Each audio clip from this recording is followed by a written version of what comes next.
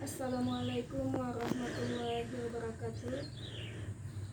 Alhamdulillahirabbil alamin wassalatu wassalamu ala asrofil anbiya'i wal mursalin sayyidina Muhammadin wa ala alihi wa sahbihi ajma'in. Amma ba'du. Pertama-tama yang saya hormati Bapak, Ibu, KTM semua yang ada di sini. Pertama-tama puji syukur marilah kita ucapkan atas kehadiran Allah Subhanahu wa taala, di mana atas berkat rahmat dan karunia-Nya lah kita semua dapat berkumpul di rumah ini dalam rangka pertemuan kelompok. Kemudian tidak lupa pula salawat berangkaikan salam kita hadiahkan kepada junjungan besar kita Nabi Muhammad Sallallahu Alaihi Wasallam dengan mengucapkan Allahumma salli ala Sayyidina Muhammad wa ala ali Sayyidina Muhammad. Sebelumnya Bapak, Ibu, saya ucapkan terima kasih karena jauh-jauh dari satu tempat ke tempat yang lain untuk bisa menghadiri pertemuan kelompok hari ini. Bagaimana Bapak Ibu? Apakah sudah mandi? Oh sudah, alhamdulillah. Pakai apa tadi Bapak Ibu kesini? Ada yang pakai sepeda motor. Pakai sepeda ada Pak ya? Kalau Ibu pakai apa Bu? Oh pakai sepeda. Ibu Dina pakai apa Bu? Pakai pompong. Oh pakai sampan. Ya, jadi hari ini Bapak Ibu rela meninggalkan pekerjaannya demi bisa menghadiri pertemuan kelompok hari ini. Ya, hari ini kita membahas tentang modul stunting Bapak Ibu. Bapak Ibu udah ingat atau tahu apa itu stunting? Nah, tidak tahu. Ibu Diana tahu apa itu stunting? Tidak tahu juga.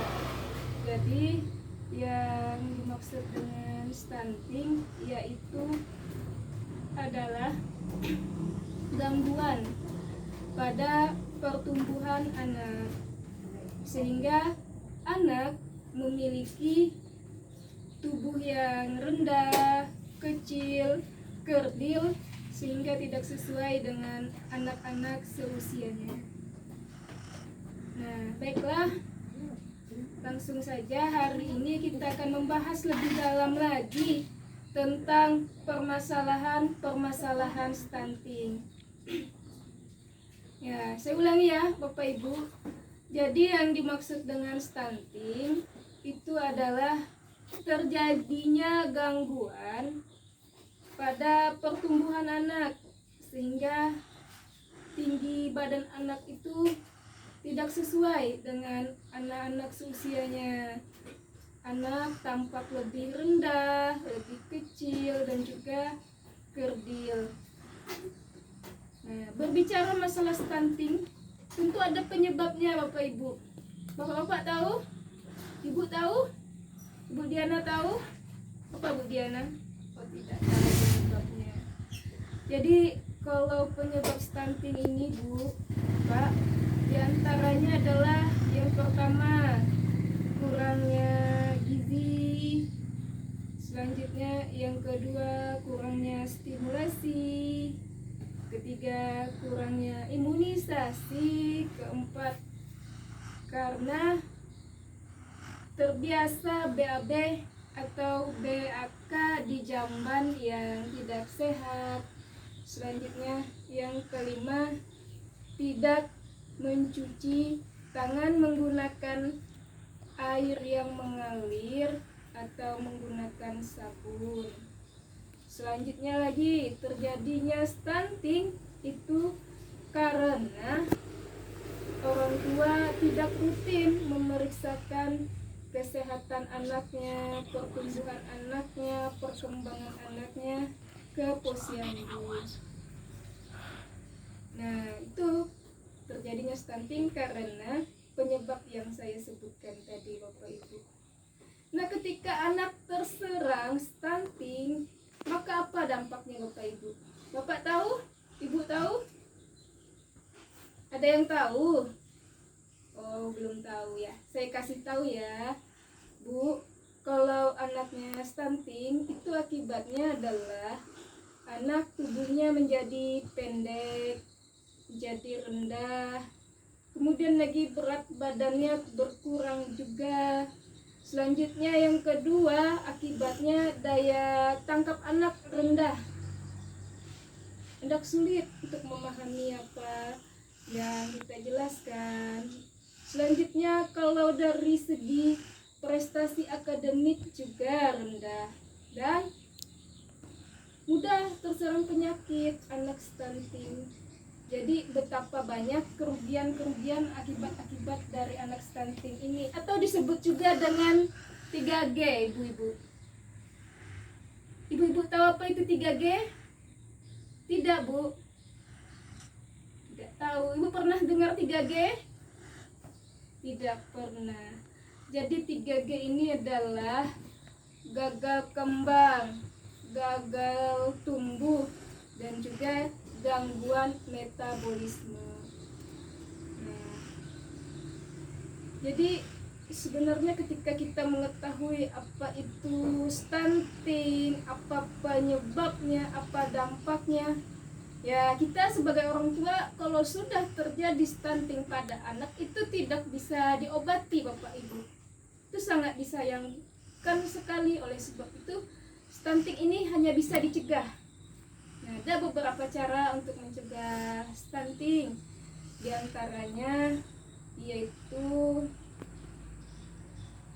ibu hamil itu terbiasa mengkonsumsi gizi seimbang. Begitupun juga ketika ibu menyusui, mengkonsumsi gizi seimbang. Dan untuk gizi seimbang ini tidak hanya ketika anak sudah dilahirkan, tetapi gizi seimbang diperhatikan itu ketika anak dalam janin, dalam kandungan hingga usia 2 tahun. Diperhatikan gizi seimbangnya. Selanjutnya untuk ibu hamil juga terbiasa untuk mengkonsumsi PPD dan memeriksakan kehamilan 4 kali minimal. Terus ketika bayi lahir itu diperiksakan kesehatannya ke posyandu, kemudian lagi diperhatikan kebersihan anak, cuci tangan pakai sabun, pakai air mengalir, kemudian BAB dan juga buang air besar, buang air kecil itu di jamban yang sehat. Apakah dapat dipahami Bapak Ibu? Ada yang ingin bertanya?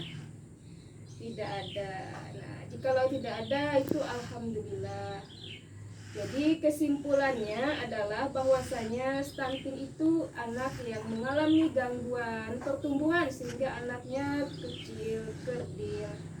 Nah, untuk stunting ini itu penyebabnya adalah karena kurangnya gizi yang seimbang serta kurang memperhatikan kebersihan. Dan dampaknya itu banyak, itu dampak pada gagal pertumbuhan, pada metabolisme anak, terjadi gangguan kesehatan, mudah sakit anak, serta gagal kembang.